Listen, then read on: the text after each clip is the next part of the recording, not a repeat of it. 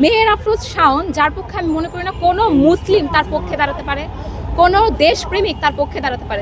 জয়া আহসান, যিনি কিনা গত বছরও শেখ মুজিবের ছবির সাথে কিন্তু একটা নিজের ছবি তুলে ফেসবুকে পোস্ট করেছিলেন। হাদি ভাই বঙ্গবন্ধু হওয়ার কখনো চেষ্টাও করেনি, কারণ বঙ্গবন্ধু ছিল বাংলাদেশের প্রথম ফ্যাসিস্ট। তাদের মধ্যে আপনারা দেখেছেন ইসলাম বিদ্বেষ, ইসলামকে নিয়ে কটাক্ষ করা, নবীকে নিয়ে কটাক্ষ করা থেকে শুরু করে সব কিছু। এমন কোন অপরাধ বাকি নেই যেটা তারা করেননি। তার ব্যাপারে এরকম দুশ্চরিত্রের বিষয় আমরা কেউ জানি না, এটা এমন তো না। এবং তিনি প্রকাশ্যে দালালি করছে এমন। মেহের আফরোজ শাওন কিন্তু ফ্যাসিবাদেরই শুধু আমলা না, আমি মনে করি তাকে রাষ্ট্রদ্রোহিতার দায়ে তার বিচার হওয়া দরকার ছিল বহু আগে।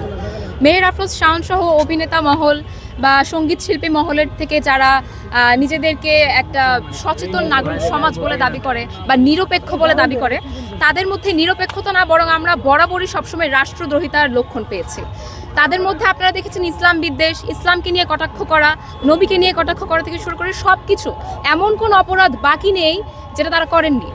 তাকে এখনো বিচার নিশ্চিত করা হচ্ছে না এবং গ্রেফতার করা হচ্ছে না, আইনের আওতায় আনা হচ্ছে না। এটা এই সরকারের খুব বড় একটা ব্যর্থতা, কারণ মেহের আফরোজ শাওন ফ্যাসিবাদ আমলের বড় একজন দালাল ছিলেন। তারপর আপনারা দেখবেন জয়া আহসান, যিনি কিনা গত বছরও শেখ মুজিবের ছবির সাথে কিন্তু একটা নিজের ছবি তুলে ফেসবুকে পোস্ট করেছিলেন জয় বাংলা লিখে। তারও কিন্তু কোনো বিচার হয়নি। যারা এই যে প্রকাশ্যে ফ্যাসিবাদের আমলারা এবং দোসরেরা যারা প্রকাশ্যে এইভাবে দালালি করছে, তাদের কারোর বিচার হচ্ছে না। ধর্ম অবমাননার দায়ে আজকে মুসলিম ধর্মের কেউ যদি হিন্দুদেরকে নিয়ে কোনো প্রতিবাদও করে, সেখানে আপনারা দেখেছেন তাকে কীভাবে কটাক্ষর শিকার হতে হয়, তাকে গ্রেফতার হতে হয়। আজকে একটা স্বরাষ্ট্রমন্ত্রীকে নিয়ে যদি কোনো কটাক্ষ করা হয়, সেই স্বরাষ্ট্রমন্ত্রীকে কটাক্ষ করার বিচারে তাকে রাতের মধ্যে গ্রেফতার হতে হয়। তাহলে যেই জুলাই তাকে স্বরাষ্ট্রমন্ত্রী পর্যায়ে বসালো, যেই জুলাই তাদেরকে ক্ষমতার চেয়ারে বসালো, সেই জুলাইকে নিয়ে কটাক্ষ করলে কেন কারোর বিচার হয় না? তারা কি জুলাইকে ধারণ করে না? এবং এই জুলাইয়ের মাধ্যমেই তো তারা আজকে এই পর্যায়ে আছে। তো জুলাইয়ের বিরুদ্ধে যারা এরকম দালালি করছে, যারা জুলাইকে নিয়ে কটাক্ষ করছে, যারা জুলাইকে নিয়ে ব্যবসা করছে, তাদের কেন কোনো বিচার হচ্ছে না এখন? এটা তাদের জন্য লজ্জার, এটা এই দেশের জন্য লজ্জার।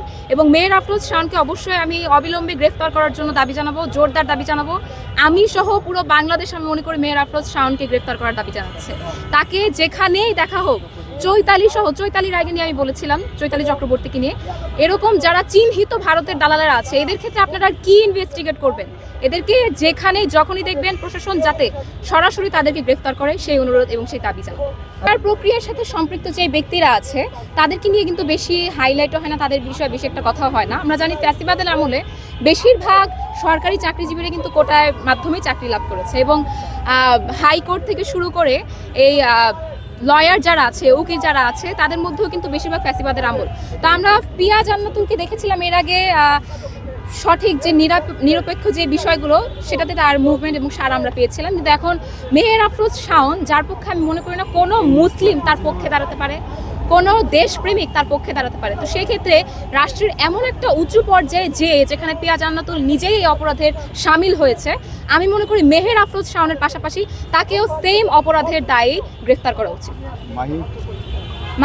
মাহিকে নিয়ে কি বলবো? আপনারা দেখেছেন বিগত সরকারের আমলে তার কিন্তু বড় বড় এমপি মহোদয়ের সাথেও কিন্তু খারাপ সম্পর্ক ছিল। পরিমণের বিরুদ্ধে যারা এরকম বড় বড় কথা বলছে, তো মাহিকে নিয়ে তারা আজকে কেন চুপ?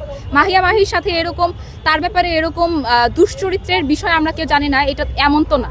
এবং তিনি প্রকাশ্যে দালালি করছে। এমন হতো যে অনেকেই দেখেছি আওয়ামী লীগের আমলারা, তারা কিন্তু এখন চুপ হয়ে গর্তে ঢুকে পড়েছে। মাহি সহ মেহের আফরোজ শাওন, তাদেরকে এত বড় সাহস কারা দিয়েছে? এই প্রশাসন দিয়েছে।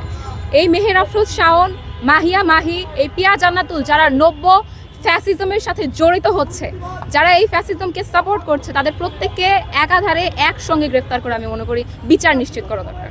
এটা আসলে তাদের চরম ব্যর্থতা যে জুলাইয়ের বিরুদ্ধে তারা সরাসরি রাজপথে শোডাউন দিতে পারছে না, কারণ জানে তখন জুতা নিক্ষেপ করে মানুষ তাদেরকেই দেশ ছাড়া করবে।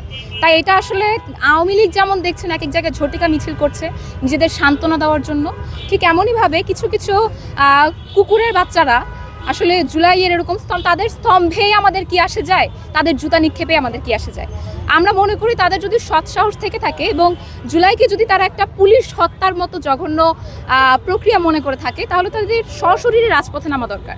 ব্যক্তিগতভাবে জুলাই স্তম্ভ বানিয়ে জুতা নিক্ষেপ করবেন, ব্যক্তিগতভাবে গর্তে লুকিয়ে থেকে জুলাইয়ের বিরুদ্ধে এরকম বাজি ব্যবহার করবেন, এটা তো আসলে কোনো লাভ হলো না।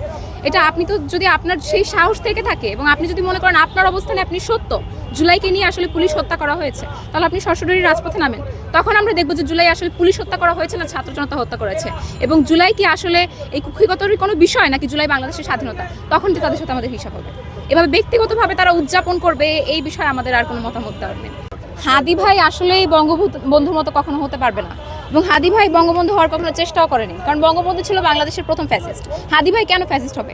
হাদি ভাইরা হচ্ছে জুলাইয়ের সৈনিক, তারা বাংলাদেশ স্বাধীন করার সৈনিক। তারা কেন বঙ্গবন্ধু হতে যাবে? তারা কেন কোনো ফ্যাসিস্ট হতে যাবে? হাদি ভাইয়ের সাথে বঙ্গবন্ধুর তুলনা তো লজ্জার বিষয়। আমরা কখনোই চাই না এরকম ফ্যাসিস্টের সাথে আমাদের বাংলাদেশের যারা স্বাধীনতা এবং মুক্তিকামী জনগণ তাদের সাথে তুলনা করা হোক। হাদি ভাই কখনো বঙ্গবন্ধুর চেষ্টাও করেনি, হাদি ভাইয়ের সাথে কখনো বঙ্গবন্ধুর তুলনা হোক সেটা আমরা চাই না। এবং শান্তা ফারজানা এদের আসলে কি অবদান এই বিষয়ে আমি প্রশ্ন তুলতে চাচ্ছি। তারা যে বাংলাদেশে স্বাধীন বাংলাদেশে এসে এখন বসবাস করছে, আমরা দেখেছি যে ফ্যাসিস্টের আমলে যারা ফ্যাসিস্টের দালালি করছে তারা কিন্তু তাদেরকে নিশ্চিহ্ন করার জন্য, তাদেরকে বিচারের আওতায় আনার জন্য অবশ্যই আমরা একটা মিশনে নেমেছি।